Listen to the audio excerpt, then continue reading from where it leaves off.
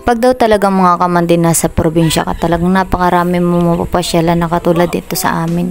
Mga kamandin, talagang ma-relax ang katawan mo pag ikaw ay nandito sa amin sa bundok ng ganito. Pag ako talaga ay nalulungkot mga kamandin, naalala ko nung bata pa ako, dito talaga ako napasyal. Kami ng mga pinsan ko talagang dito kami nagala. Talagang napakasaya talaga dito mga kamandin at napakaraming mga bayabas, mga fruit, mga mangga, napakarami talaga mga kamandin. So yan mga kamandin, ito na yung itsura ngayon yan.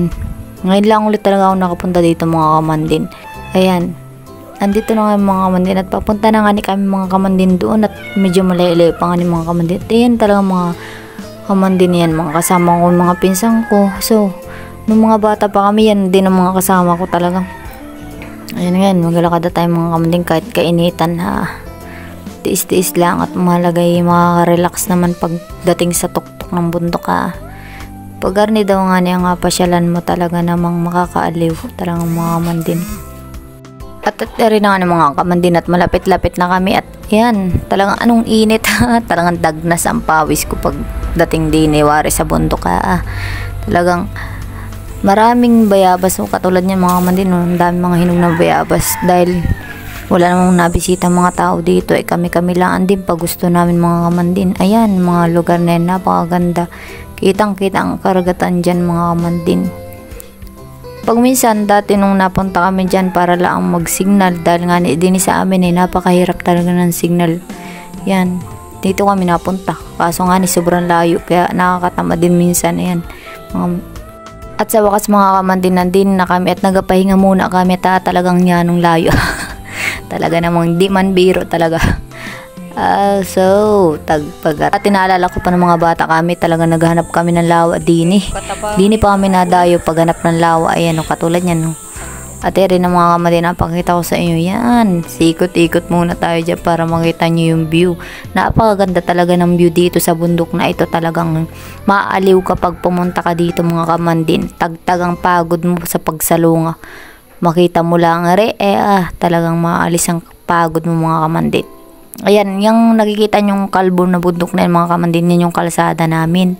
Inaway dining na at para lumawak daw. Yan, maganda na siya ngayon. Talaga ng view talaga pag nandito ko sa probinsya mga kamandin. Ayan, ang gaganda ng view dito mga kamandin, puro bundok. Ayan, kung pwede lang talaga mga kamandin araw-arawin ang pagpunta din para ma-relax ang katawan ay gawin ko. Kaso lang parang nakakatakot pag mag-isa ka lang mga kamandin, kaya mahirap din pag may kasama lang talaga ako napunta din mga kamandin. So nung naalala ko pa ng mga bata pa kami mga kamandin, talagang may mga baka pa dito ang mga nakalagay. Talagang pag mandi kami na mamayabas at kandung-kandung pa naman yung bayabas at hinabol na kami ng baka ay talagang takbuhan na, iwan ng bayabas. Ay naku, nguy-nguy pa mandi pa uwi at wala naman nangyari doon sa pinamuting bayabas.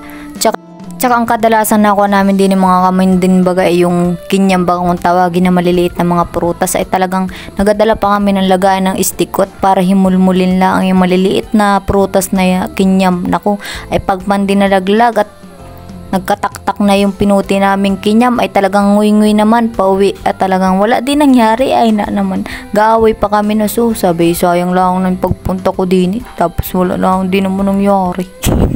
Gaway ang pamandin mga kamandin pag uwi ay na naman. Ay Diyos ko, talagang pag balik-balikan may mga alaala noon, talagang matatawa ka na lang. Ay tapos magadala pa kami ng uyo din sa bundok para lang doon magpagulagod ng mga uyo at magpadalus-us ay naman talagang nakakatuwa. Sige na mga kamandin at pauwi na kami. Sige na, bye bye.